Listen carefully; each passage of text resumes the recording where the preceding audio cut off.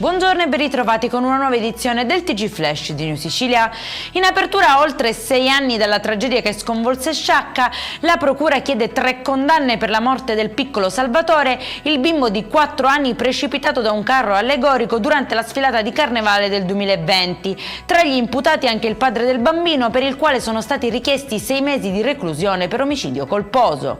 Nuovo sequestro da 700.000 euro nell'ambito dell'inchiesta sui bonus edilizi fittizi a Palermo. I beni e le disponibilità finanziarie sarebbero riconducibili a un noto imprenditore del settore edile, già coinvolto in un precedente sequestro da oltre 3,5 milioni di euro. Secondo gli investigatori, parte del patrimonio sarebbe stata trasferita alla moglie e schermata attraverso un trust nel tentativo di sottrarla ai provvedimenti dell'autorità giudiziaria.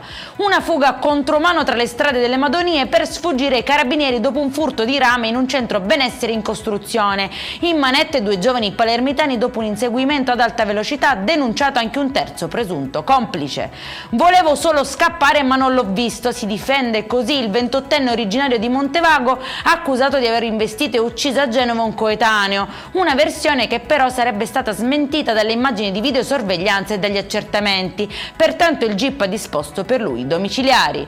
E in chiusura oltre 103 kg di fuochi d'artificio detenuti senza autorizzazione e nascosti all'interno di un'auto, è quanto scoperto dai carabinieri durante una perquisizione a Paternò nel Catanese, denunciando un 47enne già noto alle forze dell'ordine. Il materiale pirotecnico è stato quindi sequestrato e affidato ad una cava autorizzata, dove sarà distrutto in sicurezza.